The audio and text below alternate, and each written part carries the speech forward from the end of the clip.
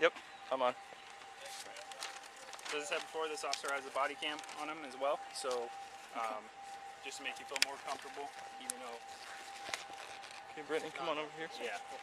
Did you double lock? I didn't. Okay. Okay. Brittany, I'm going to turn your wrist in here, okay?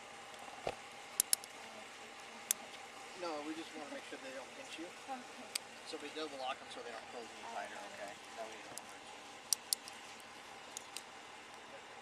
Otherwise you squeeze shut.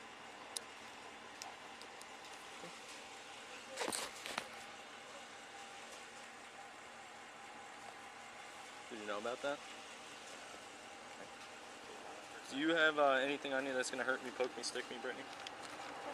Do you have anything on you that's going to hurt me, poke me, stick me, anything like that? No. Anything dangerous? No weapons?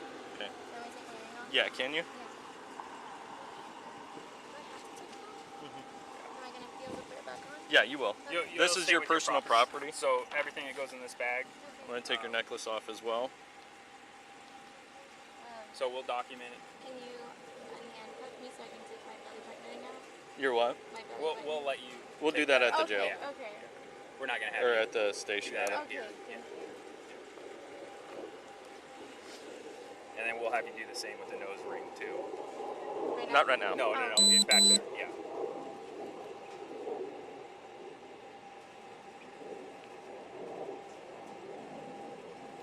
I'm going to help I got it. Okay. Alright, go ahead and face the vehicle for me. She says she does have a wire. A wire? Okay. Alright, what I'm going to do is a blade technique. I'm just going to go below the breast, okay? And then you're wearing a dress. Other than that, you don't have anything stuffed in your bra? No. Okay. Okay. And then is this just an outer? Yeah, Okay. you can take it off. No, you can keep it on. I'm just making sure I'm not missing anything. Can you turn towards me? Open up your mouth. Lift up your tongue. Okay. And then I will help you. I know it's a big step. I'm only 5 foot. I know. I feel it. Yep.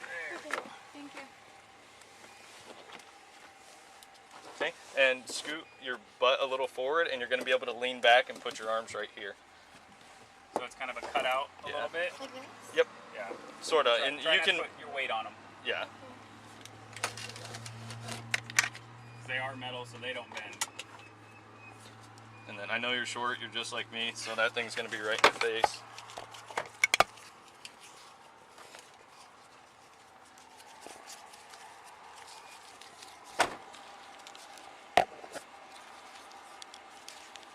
It's all bound up. I'm sorry? He wasn't on the phone. Yeah. There we go. What happens with my car? We're gonna tow your car, Okay. and whenever we're gonna bring you down to our station. Okay, you're gonna speak to a detective, and they'll kind of explain what's gonna happen. So if you have any questions, I know you want to know the answers now, but I can't provide you those answers because I don't know that information. But I can tell you right now the car is going to be towed, and it's either going to be towed for the purpose of the arrest or for evidence. I don't know which one it would be. Like I said, I don't know the details of the case. Okay? Do you need a tow slip? I believe I have one, but while you're here, I better. Miss Zamora, did you have an inappropriate relationship with a 13-year-old boy, one of your students? Miss Zamora, do you have anything to say, teachers?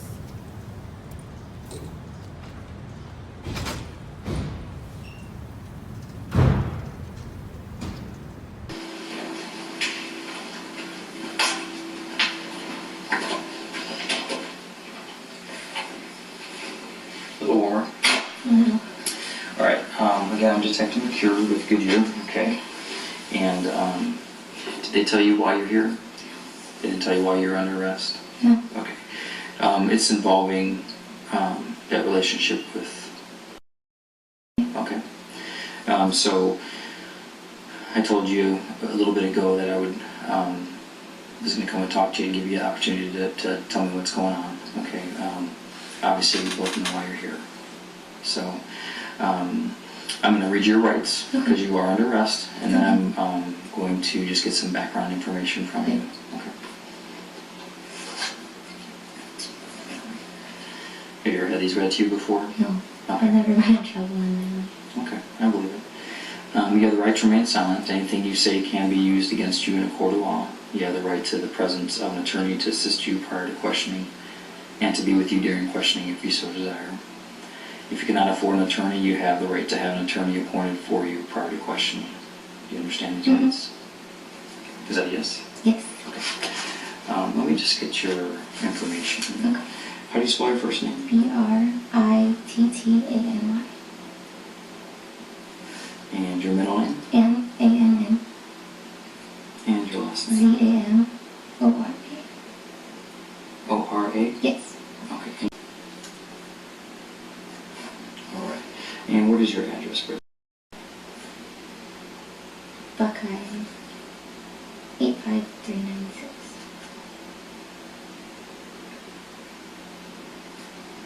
All right. And your phone number? And do you have a house phone there or anything like that? No. And who all lives with you? My husband. What's his name? Daniel. Zamora. How old is he? 27. And what's his phone number?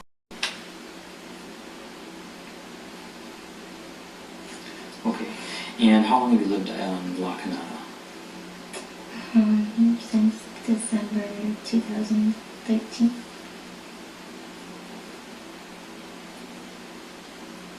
All right. And what does Daniel do? He works at the nuclear power plant. Oh, okay. How long have you, or where do you work right now, Brittany? Las Brisas Academy. And how long have you been there? Since July. What's your first year? Well, that's school. At that school. And where were you before that? Littleton Elementary School. And how long were you there? From July 2013 to May 2017. And what's your position right now? 6th grade teacher. 6th grade teacher, okay. And what did you do there? At Littleton? 4th and 5th.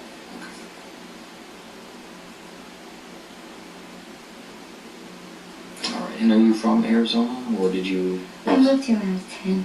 Okay. And where was that from? Michigan. Well, if you're from Michigan, what football team were you cheering for? The Cowboys. Not the Lions. I'm from Wisconsin. Not the Packers. You didn't cheer for the Packers, No. man? My husband and his family are diehard Cowboys fans, so. See, when I grew up, Cowboys were or Cowboy fans were kind of thugs. You know, everyone wore the star jacket just to be, cool. Right. And people got their starter jackets stolen and they were robbed for it. So I grew up hating the Cowboys. But, Oh, yeah. so I have a reason to not like them. But now I kind of like them. So they're okay. So I got a little bit of background from you, and like I said, you know now for sure why you're here. Yes. And Can I ask you a question? you can. So is this arrest from the school, or was this from like something separate? So I had my school call me yesterday and tell me that I was on probation, but I had his father contact me today, so I was just trying to figure out which one it was from. Well, it's more from things. Okay. Like, the school doesn't really call me, and Okay. So it's the school's not pressing charges or something like that. It's dealing with so dealing with that issue. So, and there really is. I guess I wanted to give you the opportunity because there really is very little doubt on what happened. But I wanted you to be able to maybe explain, give you the opportunity to explain kind of why it happened, kind of thing. Because I'm not going to judge you, okay? And you said this is the first time you've been in trouble. Yeah, and you're 27, so you made it a long ways. So I'm not going to judge you, and people do make mistakes. So there's mistakes that are made in life, and they happen, and it's basically how people move on from those is kind of who they are as a person. So I'm not going to deny that, you know, that it's something, and I'm sure you're not either, that it's something that shouldn't have happened.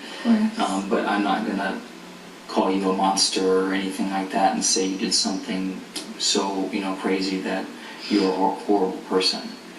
So I wanted you to explain, you know, how this came to happen.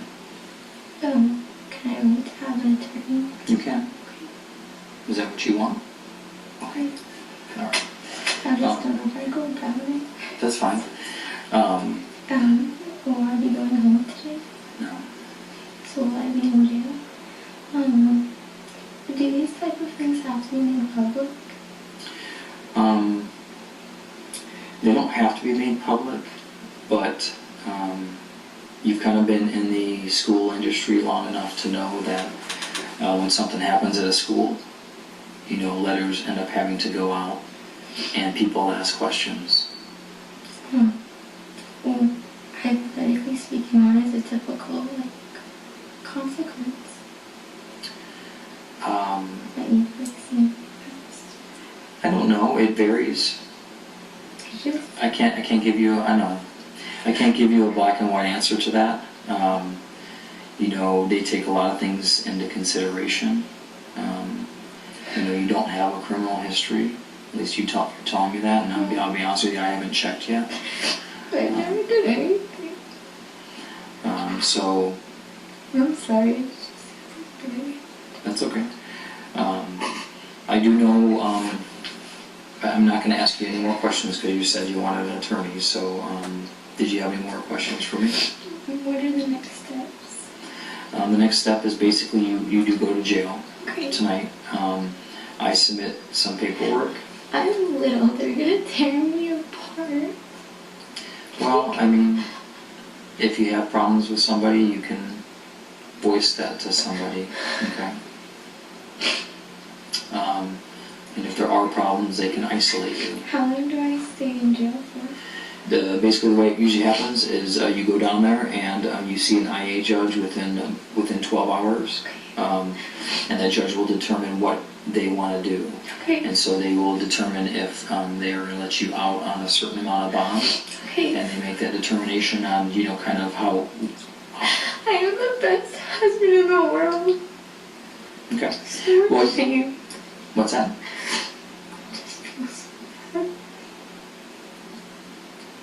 I'm sorry. That's okay. So you'll see the judge and they'll determine what your bail amount is, okay? Okay. And whether or not you can get out on that bail amount. Okay. And that determines when you get out. Okay. Okay, and then you have certain hearings that come up after that. Okay. Alright. Can you call my husband? I will see what I can do about that, but I would like to talk to your husband first. That's And fine. yeah. As long as he knows I'm here. Yeah, and he has called, so Okay. I think I told you he was freaking out. yeah, so I think he probably knows. Okay. Because he has called and actually asked for me, I believe.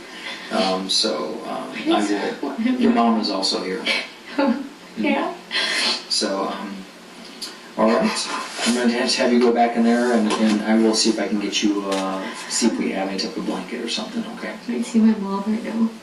How long do I wait in that room for? Just until we finish up some things on our end. Typically, how long is that? Typically, how long you're in that room? It could be an hour. It could be like 4 hours. Because we're doing some other processes. We're talking to.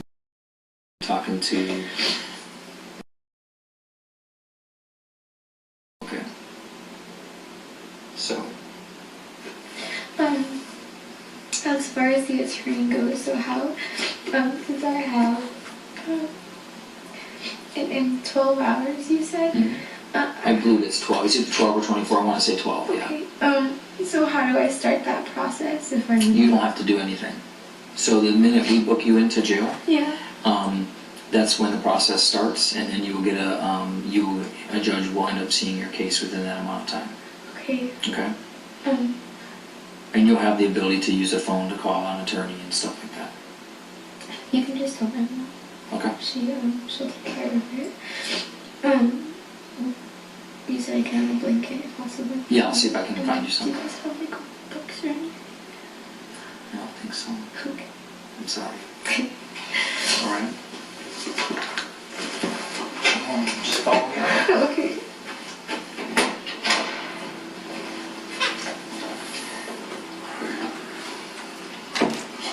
Class 2 felonies, 2 counts of child molestation, Class 2 felonies, and 1 count of obscene material transmittal, a Class 4 felony.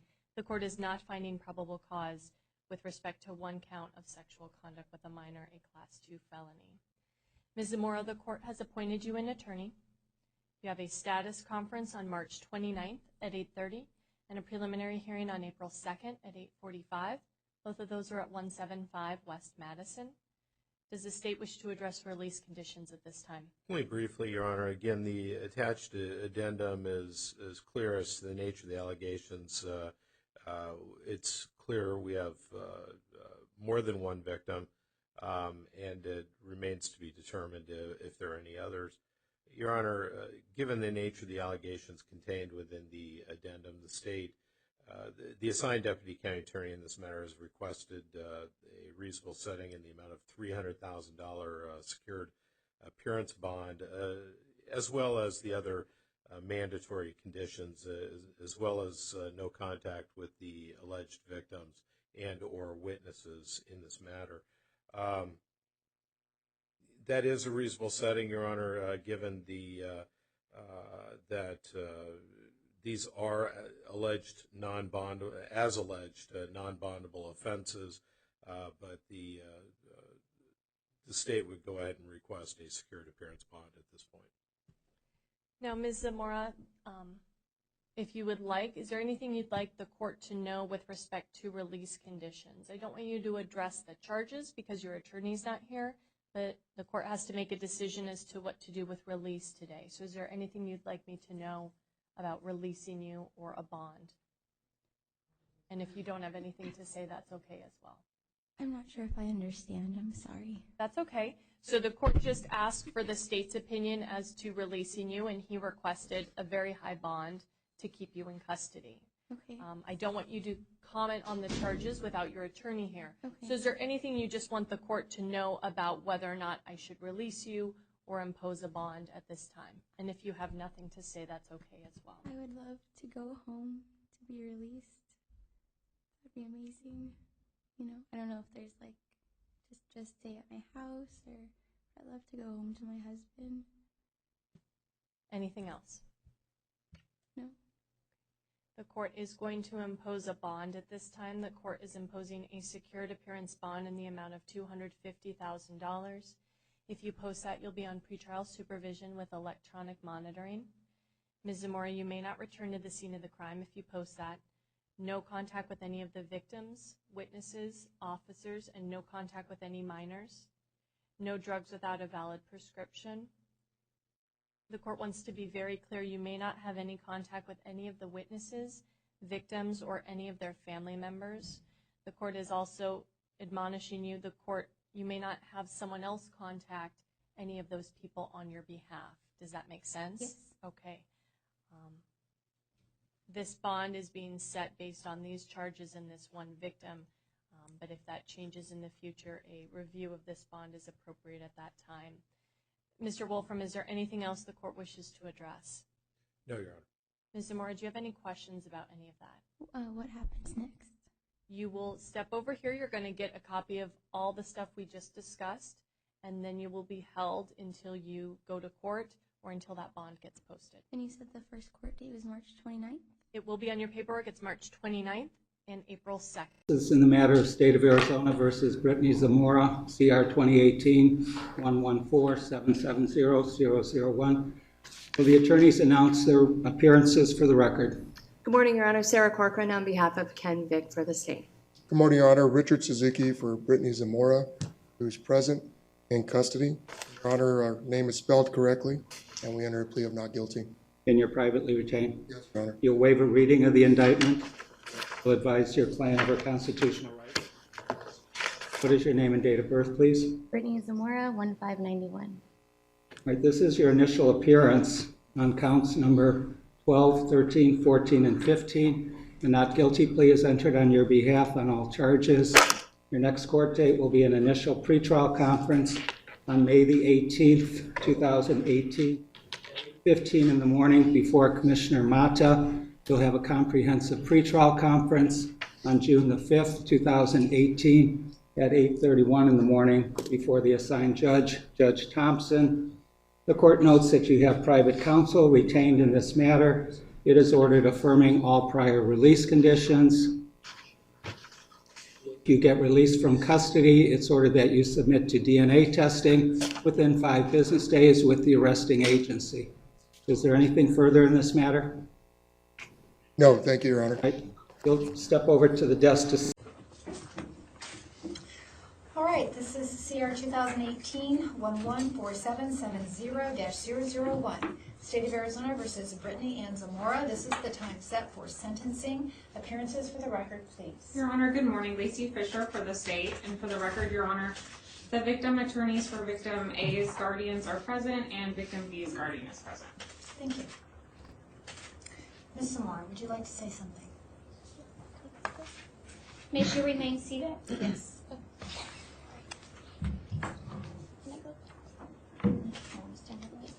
She would like to reach the podium, Your Honor. Certainly.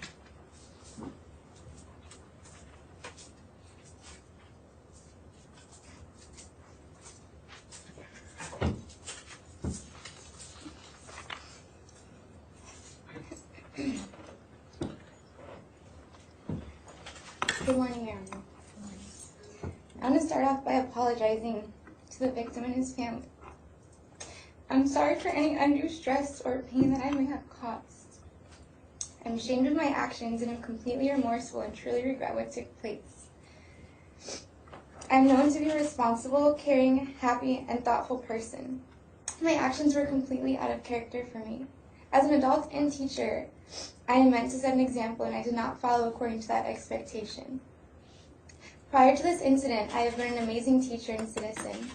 I started programs while teaching to help stop bullying, teach girls about nutrition, fitness, create fundraisers to help with autism, and help families in need. Filled 25 plus desks with school supplies each year, and even won Teacher of the Year in 2016. As far as a citizen goes, I've lived my life respecting and trying to obey every law. I am not a threat to society by any means.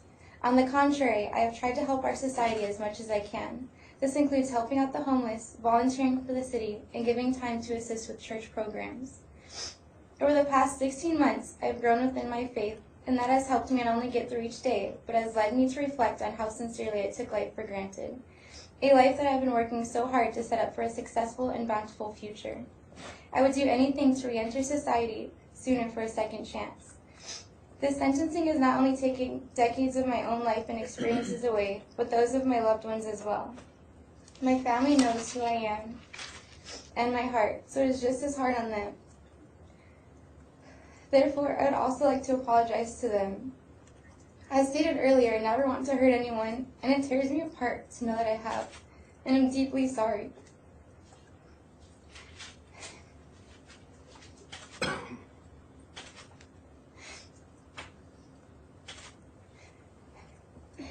Going forward, I would like to attend counseling and all other required courses. I obtain a new degree and seek new employment. I have already relinquished my teaching certification. My hope is to rejoin society a better and more grateful person.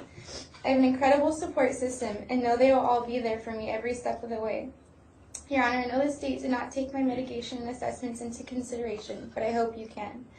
I am a good and genuine person who made a mistake and regrets it deeply.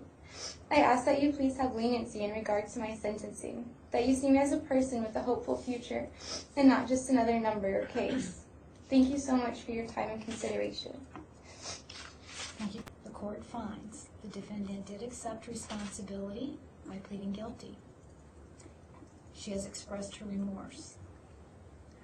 She has no prior criminal history. I've considered her age. I've considered the difficulties she experienced while growing up, as described by her mother and in all of the reports I have read. I have considered her character, as described in all of the documents I have read, and the accomplishments and achievements that she was able to complete prior to these events. I find that she has community support, she has family support. I have also considered the information in the risk assessment, and that includes some mental health issues as described by her attorney.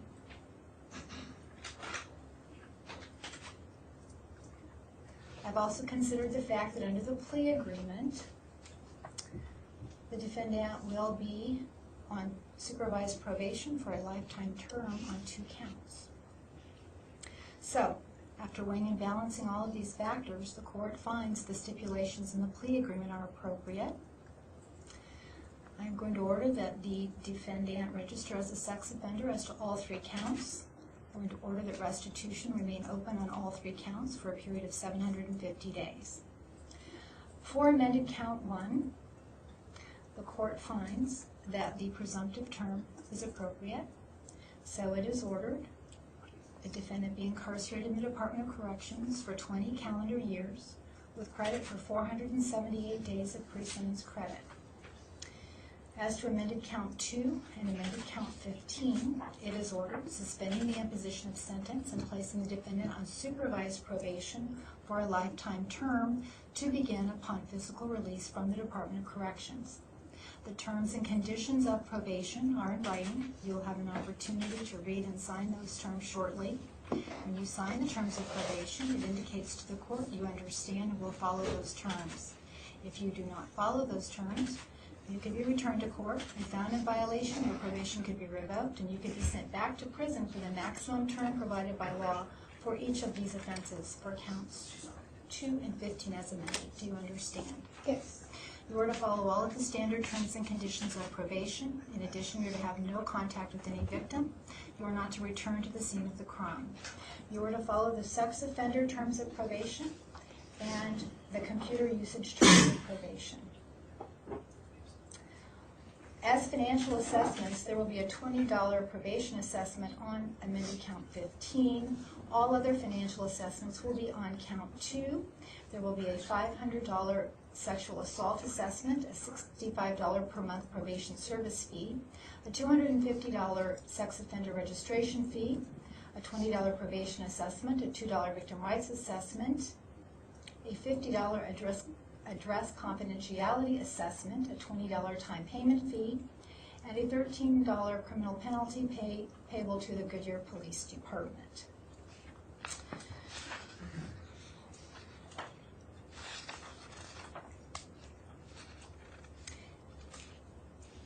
As provided in the plea agreement, it is ordered that counts 3 through 14 are dismissed. Do you have any questions about any aspect of your sentence? No. You have 90 days from today to file a notice of post-conviction relief with this court. You have the right to have an attorney represent you. If you cannot afford an attorney, one will be appointed for you. If you cannot afford the necessary records and transcripts, they will be provided for you at no cost. Do you understand? Yes. Counsel, is there anything else from the state? No, Your Honor. Thank you very much. Counsel, anything else? No, Your Honor. Thank you. Good luck. Thank you. All rise.